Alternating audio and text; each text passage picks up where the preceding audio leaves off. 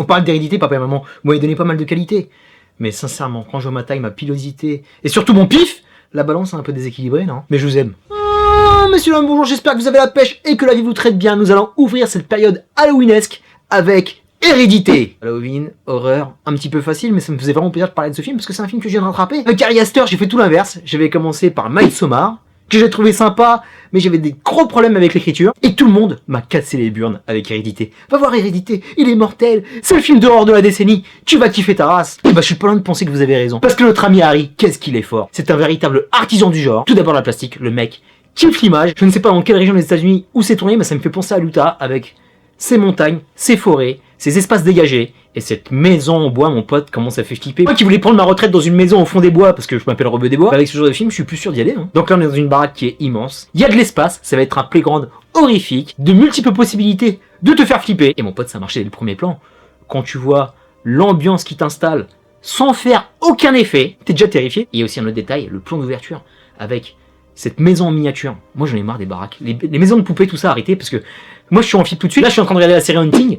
C'est la même. Et tu sais qu'il y a une grosse bizarrerie par rapport à ça. Et comme c'est fait intelligemment, ce premier plan va te ramener au dernier plan du film, qui va te donner une fin tout à fait ouverte. Les bons points vont pleuvoir sur Harry et toute son équipe. Parce qu'avec cette nouvelle vague de films d'horreur des années 2010, ce que j'apprécie le plus, c'est qu'on a plus ce genre de jumpscare. On n'est pas dans une montagne russe, on n'est pas là en train de sauter sur nos sièges toutes les 2 minutes. C'est que l'horrifique est lancinant. On te le diffuse par l'atmosphère, par rapport au visage des protagonistes. Et c'est une véritable escalade mortifère qui va pas te lâcher de la première à la dernière minute. Et autre bon point sur lequel on peut s'identifier. Tu veux pas kiffer un film d'horreur si t'es pas attaché au personnage.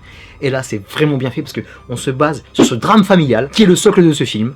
Plus que l'horrifique, parce que sur toute la première partie du film, l'horreur ne nous est pas donnée de visu. Parce que Monsieur Harry, pas Potter, maîtrise son horreur parfaitement, par rapport à ses cadres, par rapport à sa colorimétrie, par rapport à cette lumière. Parce que tu sais très bien quand t'es rodé, tu regardes tout le temps ce qui se passe à l'arrière. Et des fois, je te promets, il y a une petite ombre. Tu l'as vu sans avoir vu. Et tu sais que c'est ancré en toi, il te l'a mis en pleine gueule, et t'es en plein flip mon pote, parce que Monsieur Effilou, il va pas l'exploiter de suite, et il y a plein de coups de crasse comme ça qui reviennent dans le film, jusqu'à que l'horreur s'installe définitivement. Monsieur a été à bonne école, tu sens qu'il y a une grosse inspiration Carrie, et aussi une grosse inspiration par rapport à Amityville, quand on voit cette famille en dépression touchée par la tragédie qui dure depuis des années, et ça nous parle aussi très bien de deuil, de toutes les névroses qu'on a dans une famille, tout le passé qui te colle, et tout ce que tu vas donner à tes descendants. T'as l'impression qu'ils sont maudits, t'as l'impression que le malheur s'est abattu sur leur tête. Tu te dis c'est le mektoub, c'est le destin, c'est la poisse, c'est la faute, t'as pas de chance, et c'est là que le film va s'ouvrir sur plusieurs portes, c'est pas quelle direction prendre, parce que c'est imprévisible mon pote. Et je comprends la hype autour de ce film, parce que c'est un truc qu'on n'avait pas vu en 2017, ou rarement, je pense à The Witch, je pense à It Follows, qui sont un peu dans la même vague, et j'en profite pour big upper A24, qui donne une telle liberté à ses artisans. Qu'est-ce que ça fait plaisir de donner les clés du camion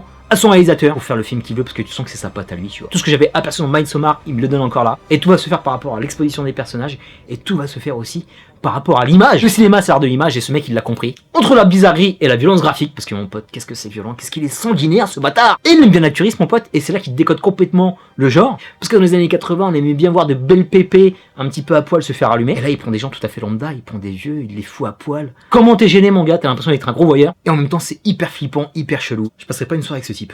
Casting, mon gars, on va se donner la main, et on va se foutre aussi à poil, pour dire dans la plus grande sérénité que Toni Collette est la meilleure actrice du game. J'avais quelques hésitations avec quelques actrices, mais là, mon Sarbi, elle a tout éclaté. Une nana qui est habituée au genre parce qu'on l'avait vu dans 6ème Sens, et d'autres rôles complètement fucked up, on savait qu'elle avait du gros level, mais là, c'est la performance de sa carrière. Qu'est-ce qu'elle est gueudin, purée. Elle est complètement dans cette zone, j'avais parlé d'Anthony Starr avec le Homelander, mais là c'est la même. Personne endeuillée, on mère de famille, on femme aimante, et on nana qui part complètement au couille dans tout ce marasme par rapport à tout ce qu'elle va manger, elle est hallucinante. Tony, je te kiffe. Mais là pareil, t'as fait une performance tellement schizo que j'ai plus envie de traîner avec toi. Là aussi, grosse surprise, parce que t'as l'impression que l'horreur va venir de cette personne, la petite gamine Mini Shapiro. Quelle performance sublime. Elle dit pas beaucoup de mots, mais à la façon dont elle est posée devant la caméra, à la façon dont elle agit, elle va te mettre dans un état de malaise, et même si elle est flippante, elle est super attachante. T'as envie de prendre soin d'elle, elle est tellement dans son personnage, et c'est tellement exigeant pour une jeune actrice, elle aussi, elle mérite sa petite médaille. Idem aussi par rapport au personnage de Peter, joué par Alex Wolff. T'imagines le gars, je l'ai vu dans Jumanji, un film pour gamins, tu vois. Je sais pas comment j'ai fait pour atterrir devant Jumanji d'ailleurs. Il y a certaines personnes avec qui il faut que j'arrête de traîner, bordel. Et le gars, tu l'as mis dans une case, et en fait, il a fait ce film-là. Mais quel tueur à gage! Lui aussi, il est très bon, et c'est là que ce film est très fort, parce qu'il se base sur différentes dynamiques, avec différents personnages, sur différents arcs, qui vont d'une part se superposer pour se retrouver sur la fin avec cette fin de fucked up! Franchement, c'est un film admirable, j'ai vu une semaine, je suis encore dedans, bordel. Bref, le Alex est aussi magistral, lui aussi il monte en puissance sur tout le film, il a des scènes, le pauvre. La direction d'acteur doit être formidable parce que jouer pour ce sadique d'Ari Aster, faut vraiment avoir des cojones bien accrochés. Gabriel Byrne qui est un peu en arrière-plan mais lui aussi va en prendre plein la gueule, il campe parfaitement son rôle de père. Et une autre, quand elle est dans les parages, ça craint du boudin, Anne Dode, actrice du circuit indépendant qu'on peut admirer en ce moment sur La Savante Écarlate, et surtout ce magnifique film que j'avais vu il y a quelques années qui s'appelle Compliance. Cette nana est toujours au level et elle excelle dans les rôles ambigus. Pour en finir avec Hérédité, un film qui renouvelle parfaitement l'horreur dans ces années 2010, qui a parfaitement digéré ses inspirations, un parfait mélange des genres où le réel se superpose au surnaturel, un film qui va te faire flipper sans te donner des explications, il va te parler de ta famille, de tes propres démons, avec un rythme lent mais parfait, une narration aux petits oignons, du gore qui va te saisir à la gorge, de la paranoïa de tous les instants, une Toni Collette au sommet, et pour son premier long métrage, Ari Aster marque le cinéma de son empreinte, avec un film qui restera dans les mémoires. Et il m'a fait revoir ma copie parce que j'ai misé un peu trop vite sur Jordan Peele, que j'ai mis un peu comme le Night Shyamalan de ces années-là, mais je pense que le Harry est au-dessus, parce que le mec a frappé fort, et c'est très bien qu'il ait fait que 2 films, parce que le mec prend son temps. Donc mon pote, je vais te suivre à fond là. Bordel, quel morceau de cinéma! Terminus pour Hérédité, je te dis à très bientôt pour de prochaines vidéos. D'ici là, porte-toi bien, merci pour tes likes, tes partages, tes commentaires. Est-ce que tu as vu Hérédité? Est-ce que tu as kiffé ce film comme moi je l'ai kiffé, ou sinon tu as détesté? Parce qu'il y a un vrai parti pris, tu vois. Là, je pense que soit t'es à fond dedans, soit tu détestes.